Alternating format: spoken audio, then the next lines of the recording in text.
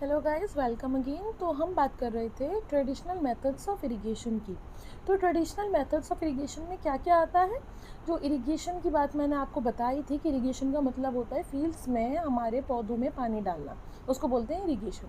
तो उसके traditional methods क्या होते थे, यानी किन किन तरीके से इरिगेशन किया जाता था। The water available in wells, lakes and canals is lifted by different methods in different regions for taking it to the fields. यानी कि अलग अलग एरियाज़ में और अलग अलग रीजन्स में अलग अलग मेथड्स यूज़ किए जाते हैं। कैटल और human labour is used in these methods. तो इसमें या तो आप कैटल का यूज़ करते हैं या फिर ह्यूमन लेबर का। इन मेथड्स को चीपर भी कहा जाता है बट लेस एफिशिएंट, यानी इनकी एफिशिएंसी इतनी ज़्यादा नहीं है कि बहुत कम समय में और बहुत कम टाइम में बहुत ज़्यादा काम कर देगा। तो ये चीपर ज़रूर होते हैं और इनमें से वेरियस ट्रेडिशनल वेज हैं। एक मोट जिसको पुली सिस्टम बोलते हैं, एक चेन पम्प, एक धेकली और एक राहत जिसको लीवर सिस्टम बोलते हैं। तो ये 4 सिस्टम आपको याद रखने हैं। ये ट्रेडिशनल मेथड्स हैं इरीगेशन के। Pumps are commonly use for lifting water. Pumps को लगा दिया जाता है और उसको स्विच ऑन कर दिया जाता है और उस तरीके से वाटर को लिफ्ट किया जाता है। Diesel, biogas, electricity and solar energy is use to run these pumps. तो ये पम्प्स कैसे रन करते हैं, हमें इसमें डीजल की ज़रूरत पड़ती है या फिर बायोगैस की या फिर इलेक्ट्रिसिटी के थ्रू और या फिर सोलर एनर्जी। सोलर एनर्जी होती है energy stored from the energy store taken from the sun. तो जो हम सन से जो हमें एनर्जी मिलती है हम उसको स्टोर करके रख लेते हैं और उसको सोलर एनर्जी बोलते हैं। तो ये 4-5 चीज़ों की ज़रूरत हमें पड़ती है ताकि हम इन पम्प्स को रन कर पाएँ और फिर अपना वाटर जो है कलेक्ट कर पाएँ और वाटर जो है फील्ड्स में चल पाए, ताकि हमारा इस पंप के थ्रू जो है फील्ड्स को पानी मिल जाए। अब मॉडर्न मेथड्स क्या थे इरिगेशन के, उनको देख लेते हैं। मॉडर्न मेथड्स में फ्रेंड्स आता है एक स्प्रिंकलर सिस्टम, एक ड्रिप इरिगेशन। तो modern methods helps us to use water economically. Main methods used are as follows. Sprinkler system में क्या है, this system is more useful on the uneven land where sufficient water is not available. तो कई बार हमारी uneven land भी होती है, जैसे कि आप इस डायग्राम में देख सकते हैं। वहाँ पे ज़्यादा ज़रूरत पड़ती है हमें स्प्रिंकलर सिस्टम की, कि इसमें पानी चलता रहता है और पानी एक छिड़काव की तरह सारी जगह पे पहुँच जाता है। The perpendicular pipes having rotating nozzles on top are joined to the main pipeline at regular intervals. When water is allowed to flow through the main pipe under pressure with the help of a pump, it escapes from the rotating nozzles. तो friends आपको इस picture में दिख रहा होगा, ये rotating nozzles होते हैं। जैसे ही पानी चलता रहता है ये रोटेटिंग नोजल्स के थ्रू सारे में पानी जो है इधर उधर गिरता रहता है। ये देखिए इस पिक्चर में it gets sprinkled on the crop as if it is raining. तो ऐसा लगता है जैसे छिड़काव मैंने आपको बताया हो रहा है, जैसे कि बारिश हो रही है।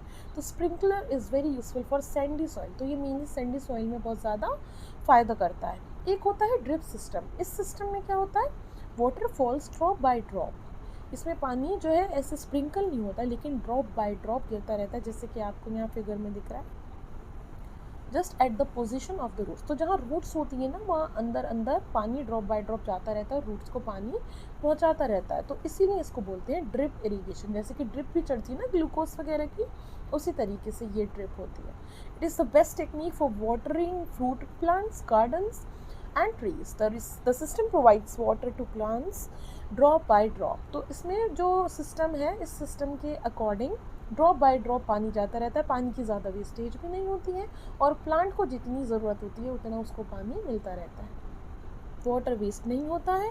And it is a boon in regions where availability of water is poor. For example deserted areas हैं या राजस्थान का एरिया जहाँ पे कि पानी की अवेलेबिलिटी काफ़ी कम होती है, तो वहाँ पे ये ड्रॉप बाय ड्रॉप पानी जाना फील्ड्स में बहुत ज़्यादा फ़ायदा करता है। तो एक ये अच्छा सिस्टम है और इकोनॉमिकल भी है। अब प्रोटेक्शन फ्रॉम वीड्स। वीड्स क्या होते हैं फ्रेंड्स, मैंने आपको बताया था वीड्स होते हैं अनवांटेड प्लांट्स। जैसे कि हम वीट ग्रो कर रहे हैं, ठीक है, या फिर हम बार्ली ग्रो कर रहे हैं या हम राइस ग्रो कर रहे हैं। अब राइस का पौधा उग तो रहा है लेकिन उसके साथ साथ कुछ अनवांटेड प्लांट्स भी होते हैं जो वो भी निकल आते हैं, यानी कि वो भी साइड में से उगने लगते हैं। उनका नुकसान क्या होता है, वो प्लांट का न्यूट्रिशन ले लेते हैं। जो प्लांट को पहुंचना था न्यूट्रिशन, जो उनका खाना था वो खाना ये खुद ले लेते हैं। हमें इनकी ज़रूरत नहीं है, इनका कोई काम नहीं होता है, तो ये एक बस एक लायबिलिटी की तरह आ जाते हैं और हमें इनसे प्रोटेक्शन चाहिए होती है। अब इसमें पढ़ते हैं क्या है, in a field many other undesirable plants में ग्रो नेचुरली, हम नहीं उगाते हैं, ये नेचुरली खुद उग जाते हैं क्रॉप के साथ साथ, तो ये अनडिज़ायरेबल प्लांट्स को ही हम बोलते हैं वीड्स। तो रिमूवल ऑफ फील्ड ज़रूरी है और इसको बोलते हैं वीडिंग। अब वीडिंग के नेसेसरी क्यों है, weeding is necessary since weeds compete with the crop plants for water, nutrients, space, light. ये चारों चीज़ों से कंपटीशन में आ जाता है वीड। वो चाहता है कि जो ये पौधे को मिल रहा है वो सब मुझे मिल जाए, मुझे वाटर मिल जाए, मुझे न्यूट्रिशन, मुझे स्पेस, मुझे लाइट। तो इस तरीके से कंपटीशन हो जाता है मेन हमारे प्लांट में और वीड में, तो हमें वीड को रिमूव करना पड़ता है। तो they affect the growth of the crop. Some weeds interfere even in harvesting and may be poisonous for animals and human beings.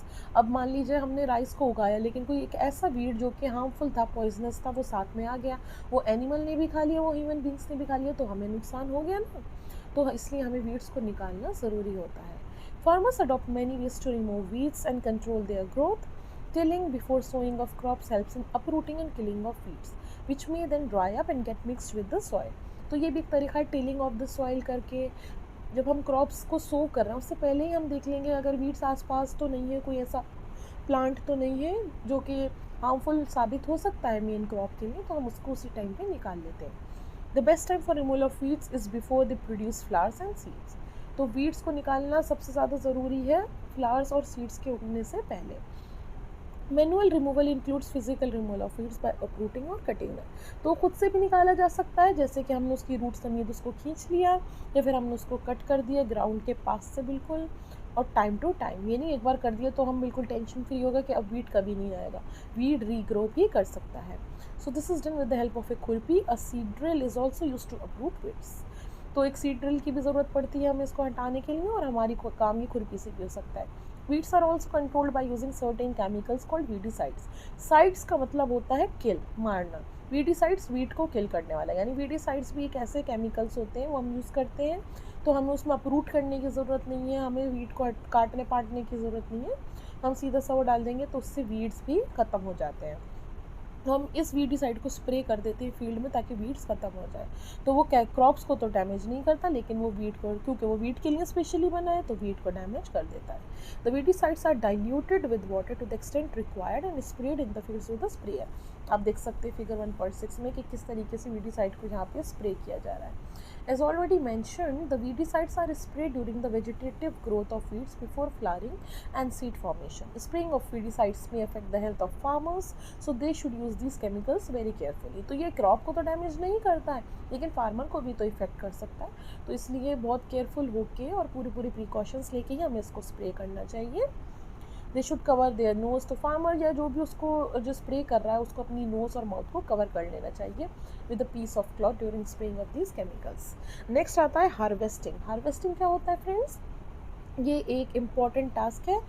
Cutting of crop after it is mature is called harvesting. Harvesting का मतलब है जब crop mature हो गया है, अब हम उसको कट कर रहे हैं और अब हम उसे मार्केट में सेल कर देना है। तो हार्वेस्टिंग में क्या होता है, क्रॉप्स आर पुल्ड आउट और cut close to the ground. It usually takes 3 to 4 months for a cereal crop to mature. 3 से 4 महीने में एक सीरियल क्रॉप जो है पूरा मैच्योर हो जाता है और फिर उसका हार्वेस्टिंग का टाइम आ जाता है। हमारी कंट्री में मैनुअली भी किया जाता है सिकल के थ्रू या फिर एक मशीन के थ्रू जिसको हार्वेस्टर बोलते हैं। हार्वेस्टेड क्रॉप में क्या होता है, the green seeds need to be separated. जो ग्रीन सीड्स होते हैं उनको सेपरेट किया जाता है फ्रॉम द चैफ। इस प्रोसेस को बोलते हैं थ्रेशिंग। तो थ्रेशिंग में ज़रूर होता है कि मेन सीड जो है वो हम उसको शेफ से या चैफ से अलग कर दें। This is carried out with the help of a machine called combine which is in fact a combined harvester and thresher. तो ये आपने देख सकते हैं फिगर 1.8 में, ये कंबाइन इसके थ्रू ही हम इसको यूज़ करते हैं और इसको सेपरेट कर देते हैं। Farmers with small holdings of land do the separation of grain and chaff by winnowing. ठीक है, और जहाँ पे छोटी छोटी होल्डिंग्स ऑफ लैंड है वहाँ पे हम इतने बड़े जो है फील्ड की ज़रूरत नहीं है, बड़ी मशीन की ज़रूरत नहीं है, तो वहाँ पे विनोइंग मशीन एक आती है और उससे भी ये काम किया जा सकता है। अब है स्टोरेज। अब ये हमारे ग्रेन्स हार्वेस्ट भी हो गए, लेकिन अब हम उसे स्टोर करके कहाँ रखें, हम उसको फील्ड में तो कहीं नहीं छोड़ सकते ना, तो स्टोरेज भी बहुत ज़रूरी है। कई बार बहुत स्टोर किया हुआ सामान हमारा क्रॉप भी ख़राब हो जाता है। So storage of food is an important task. If the crop grains are to be kept for longer time, they should be safe from moist. अगर हमें लग रहा है कि हमें एकदम क्रॉप जो है नहीं हमें मार्केट में सेल करना, हमें उस थोड़े टाइम रखना है या धीरे धीरे उसको निकालना है, तो हमें ये देखना है कि उसमें इंसेक्ट्स नहीं आए, उसमें रैट नहीं आए, उसमें माइक्रो ऑर्गेनिजम्स ना हो और मॉइस्चर ना हो। अगर मॉइस्चर आ जाएगा तो हमारा क्रॉप ख़राब हो जाएगा। The fresh crop has more moisture. जो फ्रेश क्रॉप होता है उसमें ज़्यादा मॉइस्चर होता है, और जहाँ मॉइस्चर होता है वो जल्दी ही चीज़ ख़राब हो जाती है। Freshly harvested grains are stored without drying, they may get spoiled और attacked by organisms losing the germination capacity. Hence, before storing them, the grains are properly dried in the sun. तो हमें स्टोर करके रखने तो पहले से properly dry करके रखना पड़ेगा सूरज की धूप में, ताकि उसका मॉइस्चर बिल्कुल ख़त्म हो जाए और हम उसे ख़राब होने से बचा लें from the attack of microorganisms and other decaying organisms. This prevents the attack by insect pest, bacteria and fungi. तो फार्मर्स कहाँ पे स्टोर करके रखते हैं ये चीज़?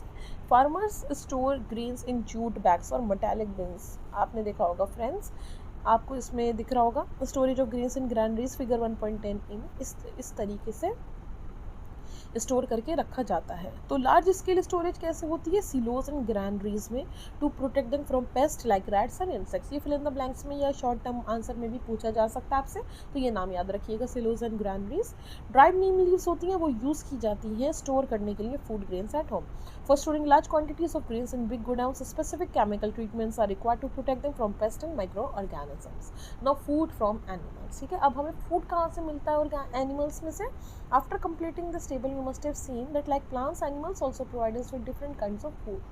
तो हमें आप ये पता चलता है, देखिए यहाँ पे फूड हमें कौन कौन देता है। जैसे मिल्क की बात कर रहे हैं इस टेबल में, तो हमें काऊ, बफेलो और शीप सॉरी, तो हमें इन सोर्सेज से हमें ये खाना मिल रहा है। तो हमें एनिमल्स भी बहुत खाना देते हैं। Many people living in the coastal areas consume fish as a major part of their diet.